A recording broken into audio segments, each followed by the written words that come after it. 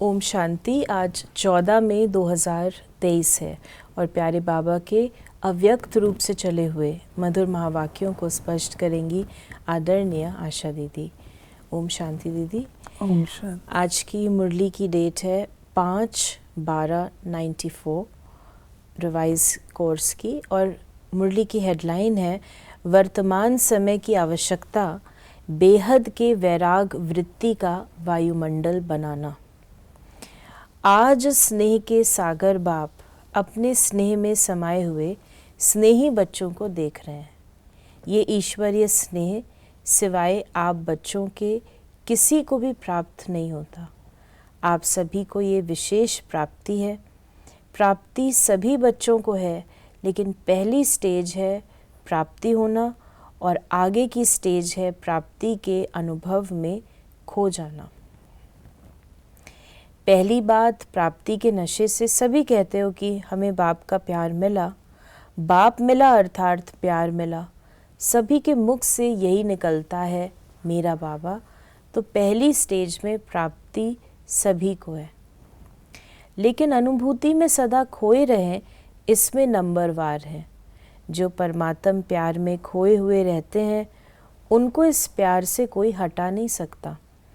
परमात्म प्यार में खोई हुई आत्मा की झलक और फलक अनुभूति की किरणें इतनी शक्तिशाली होती हैं जो कोई भी समीप आना तो दूर लेकिन आँख उठाकर भी नहीं देख सकता। ऐसी अनुभूति सदा रहे तो कभी भी किसी भी प्रकार की मेहनत नहीं होगी। बाबा ने प्राप्ति और अनुभव में अंतर बताया। बाबा ने कहा कहीं प्राप्ति तो कर लेते हैं, प्राप्ति का परंतु अनुभवी मूर्त होना और बाबा के प्यार में खोए रहना ये नहीं कर पाते हैं। तो ये इम्पोर्टेंट है। जो परमात्मा प्यार के अनुभव को लेकर के उसके प्यार में हम खोए रहें। मैं बाप का हूँ ये बार बार स्मृति में लाना पड़ता है। तो बार बार स्मृति में लाना विस्मृति है, तब तो स्मृति में लाते हो ना। तो हाँ ना, स्मृति विस्मृति ये युद्ध लवलीन अनुभूति करने नहीं देती। वर्तमान समय बच्चों को जो युद्ध व मेहनत करनी पड़ती है वो व्यर्थ और समर्थ की युद्ध ज़्यादा चलती है। कोई बच्चों में व्यर्थ देखने के संस्कार नेचुरल नेचर हो गई है। कोई में सुनने की, कोई में वर्णन करने की, कोई में सोचने की ऐसी नेचुरल हो गई है नेचर, जो वो समझते ही नहीं कि ये हम करते भी हैं। अगर कोई इशारा भी देते हैं तो माया की समझदारी होने के कारण अपने को बहुत समझदार समझते हैं। या तो माया के समझदार बन जाते व अलबेलापन आ जाता। ये तो चलता ही है, ये तो होता ही है। माया की समझदारी से रॉन्ग में भी अपने को राइट समझते हैं। होता माया की समझदारी है, लेकिन समझेंगे मेरा जैसा ज्ञानी, मेरा जैसा योगी, मेरे जैसा सेवाधारी कोई है ही नहीं, क्योंकि उस समय माया की छाया मन और बुद्धि को ऐसे वशीभूत कर देती है जो यथार्थ निर्णय कर नहीं सकते। ये बहुत बड़ा एक प्रकार से कहूँ कि माया का ग्रहण लग जाता है। जो अपने आप को समझना, बाबा ने कहा ना व्यर्थ और समर्थ, इसकी युद्ध चलती है। जब व्यर्थ में आते हैं तो कंपैरिजन भी होते हैं, कंपटीशन भी होते हैं, एक दूसरे रीस भी होती है, अवगुण भी देखते हैं। ये सब काम करते हैं और ये करते हुए अपने आप को कंपेयर करते हुए हम सबसे अच्छे हैं, हम औरों से बहुत अच्छे हैं, हमारी धारणा बहुत अच्छी है, हम बहुत अच्छे सेवाधारी हैं, हमारे इन लोगों से तो हम अच्छे। ये बहुत बड़ा ग्रहण है जो माया रॉयल रूप से अटैक करके आपको अपने पंजे में ले लेती है। बाबा ने कहा मायावी योगी, वो मायावी ज्ञानी समझदार ईश्वरीय समझ से किनारा करा देती है। फिर बाबा ने कहा, बाप दादा ने चारों ओर के बच्चों का चार्ट चेक किया। क्या देखा? समय की समीपता के प्रमाण वर्तमान के वायुमंडल में बेहद का वैराग्य प्रत्यक्ष स्वरूप में होना आवश्यक है। बेहद का वैराग्य वर्णन भी करते हो, पॉइंट्स बहुत निकालते हो, भाषण भी बहुत अच्छे करते हो, सभी के पास पॉइंट्स है ना। पॉइंट्स वर्णन करना व सोचना, इसमें तो मेजॉरिटी पास है। इन छोटी छोटी कुमारियों को भी भाषण तैयार करके देंगे तो कर लेंगी।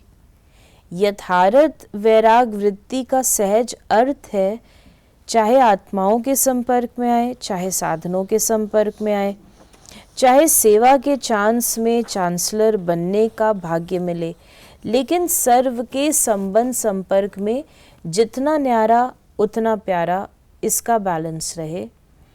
होता क्या है, ये बाबा ने वैराग वृत्ति का वो स्वरूप बताया।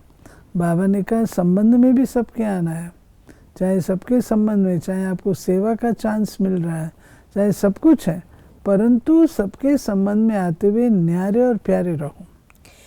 होता क्या है, कभी न्यारेपन की परसेंटेज बढ़ जाती है और कभी प्यारेपन की परसेंटेज बढ़ जाती है। प्यारापन का अर्थ है निमित्त भाव, निर्माण भाव, लेकिन इसके बदले मेरेपन का भाव आ जाता है। ये मेरा ही काम है, मेरा ही स्थान है, मुझे ही सर्व साधन भाग्य अनुसार मिले हुए हैं। इतनी मेहनत से मैंने ये साधन, स्थान व सेवा स्थाती, स्टूडेंट्स भी साथी हैं, बनाए हैं। ये मेरा है, क्या मेरी मेहनत की कोई वैल्यू नहीं? ये निमित्त भाव और मेरेपन के भाव में संकल्प है। बाबा ने कहा ये निमित्त भाव और मेरेपन के भाव में अंतर है या एक ही है। ये मेरापन रॉयल रूप से बढ़ गया है। ये मेरेपन की रॉयल भाषा, रॉयल संकल्प बाप से रूह रेहान में भी बाप दादा बहुत सुनते हैं।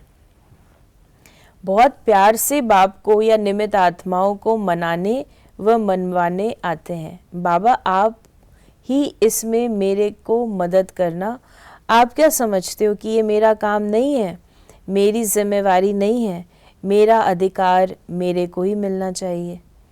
बाप को भी ज्ञान देते हैं, देने के लिए बहुत होशियार हैं।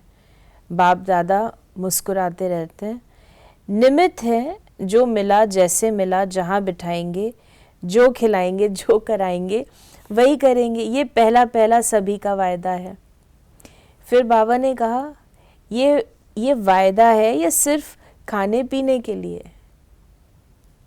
मतलब खाने पीने के लिए कहते हैं जहाँ पे बिठाएंगे। मेरेपन के भाव का वैराग ही बेहद का वैराग है।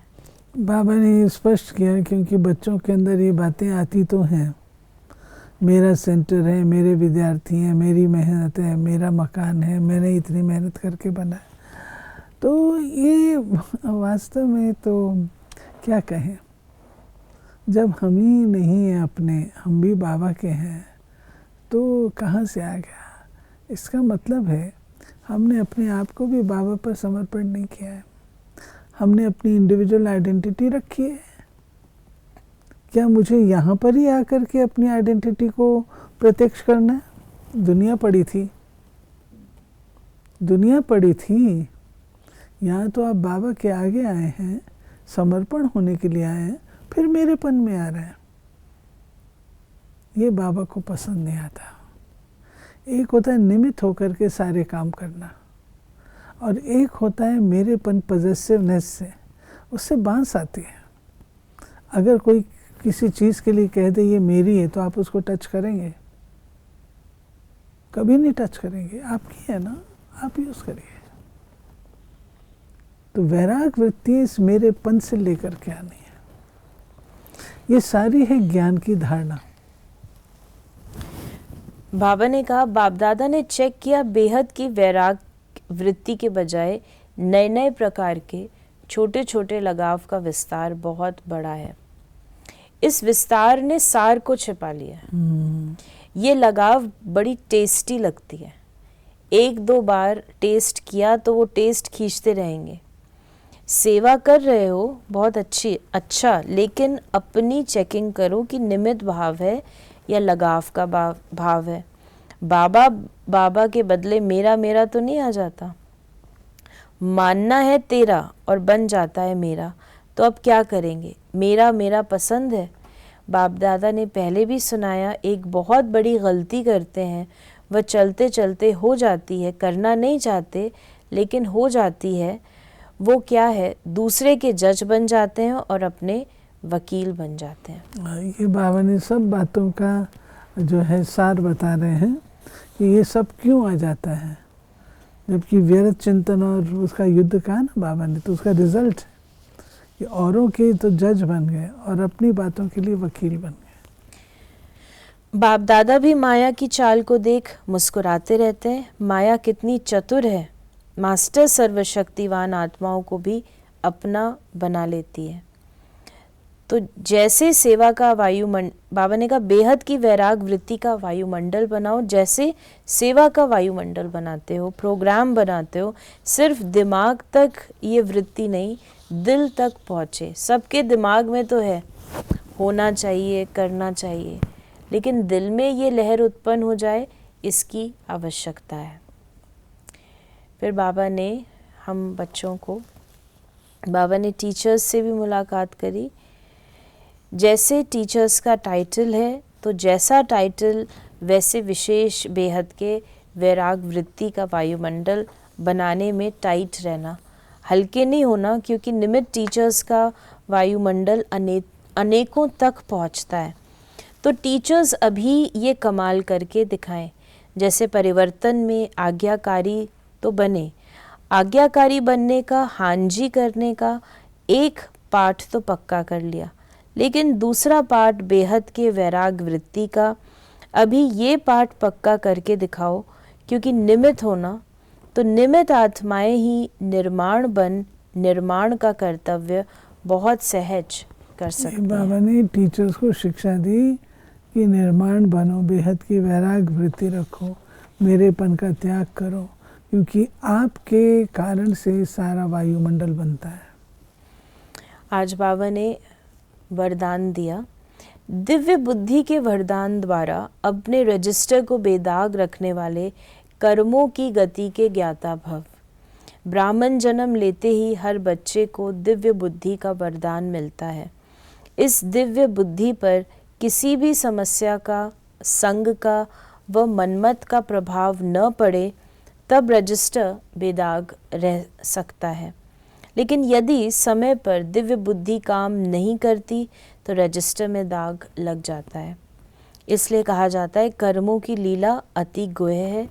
दुनिया वाले तो हर कदम में कर्मों को कूटते हैं, लेकिन आप कर्मों की गति के ज्ञाता बच्चे कभी कर्म कूट नहीं सकते। आप तो कहेंगे वाह मेरा श्रेष्ठ कर्म। कर्मों की गति जो जानते हैं वो अपने कर्मों का सुधार करते हैं, कर्म कूटते नहीं है। और स्लोगन है, पवित्रता की गहन धारणा से ही अति इंद्रिय सुख की अनुभूति होती है। तो ये थे बाबा के आज के मधुर महावाक्यों का स्पष्टीकरण। यदि आपके मन में कोई सवाल है तो उसे मैसेज करें 8826599309 पर। ओम शांति।